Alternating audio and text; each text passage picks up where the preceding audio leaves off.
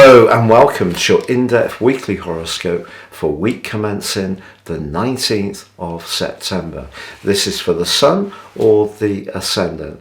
I'm going to give you the broad themes to look out for, but please stay with me. I will then dive deep to give you in forensic detail each of the 12 zodiac signs from Aries through to Pisces. Now, this week could be described a bit like a sports match, a game of two halves, or a week of two halves.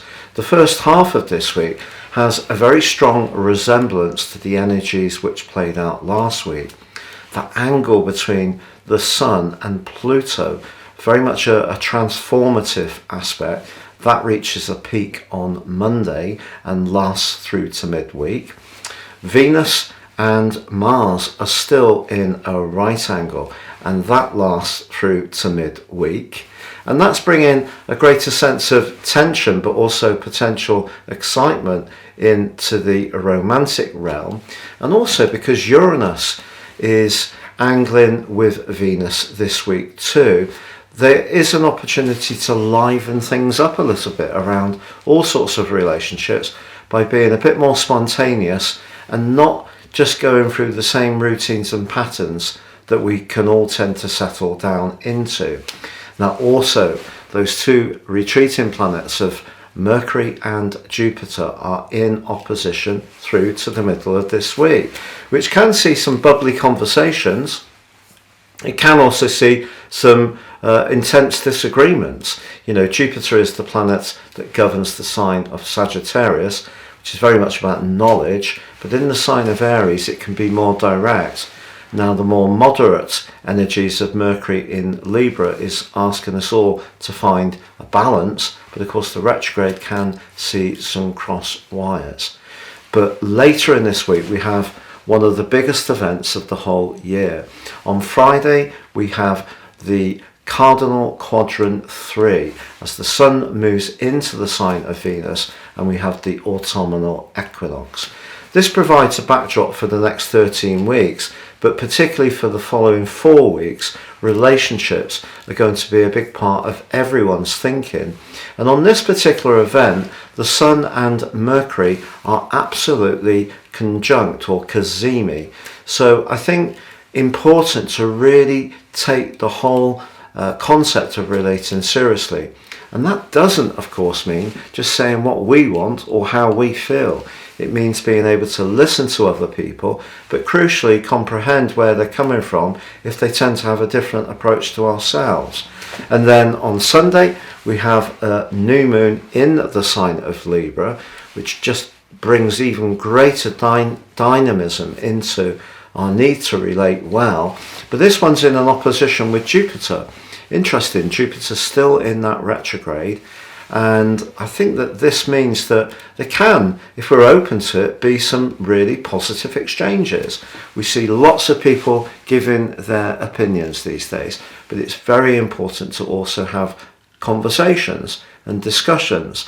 And I think as this week goes on, despite any tensions that may be there, and of course Saturn and Uranus are still inching closer to their exact square, which within 1 minute occurs between the 2nd and 12th of October, a repeat of an energy that was so prevalent in 2021, and at the start of this year there is a lot of tension around.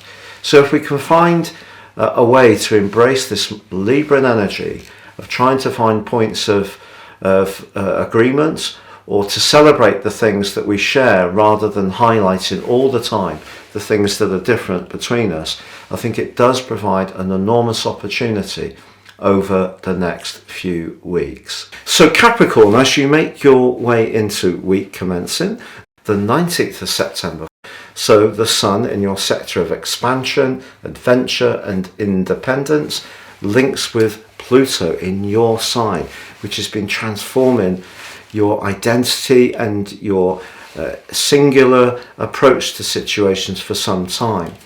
If you do want to travel over this week, this is a very encouraging link, but Pluto and the Sun can be very much to do with internal changes. Knowledge could be coming into your world at the moment, which can be really transformational. It could be spiritual awareness, it could be more technical skills, it could be more scholarly information. It doesn't really matter, it's what is important to you. But this angle is very encouraging indeed. Now, of course, your ruler Saturn is still retrograde in the second house of resources, and we're all feeling a degree of change due to the cost of living crisis. And for you, the fifth house, where Uranus is very much about where we have pleasure and where we're spontaneous with Uranus in the mix.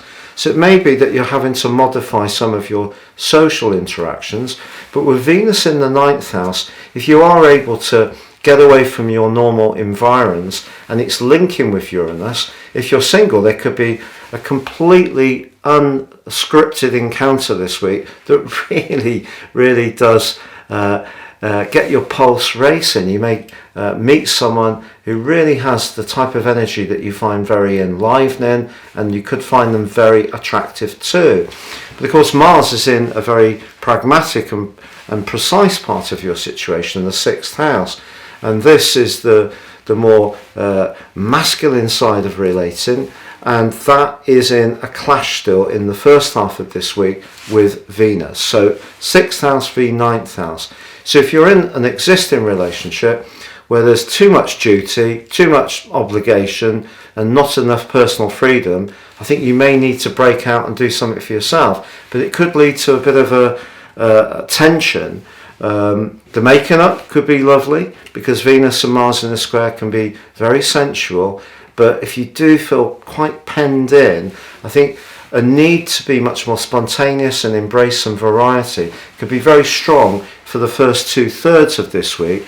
And then later in the week, it all becomes about your goals, ambitions, and your success. Now, you have a very strong relationship to all those things, even if your personal interests are to do with the environment, or to do with education, or to do with things that are not necessarily linked to profits or status.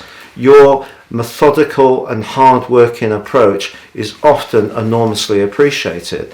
And on the back of the autumnal equinox, the sun moving into Libra, conjunct with Mercury, there can be some very important discussions developing for you over the next 4 weeks particularly, but even really right up to the time of the winter solstice in your sign on the 21st of December. So this gives you a chance to really raise your profile, seek out more recognition that you rightly deserve. But the new moon, which occurs on Sunday, right on the back of this, that's opposite Jupiter, the planet of growth. So if your ambition is more about where you live and how you live there, so it's more property or accommodation based, I think the next 4 weeks could see some significant news developing for you that can really please you.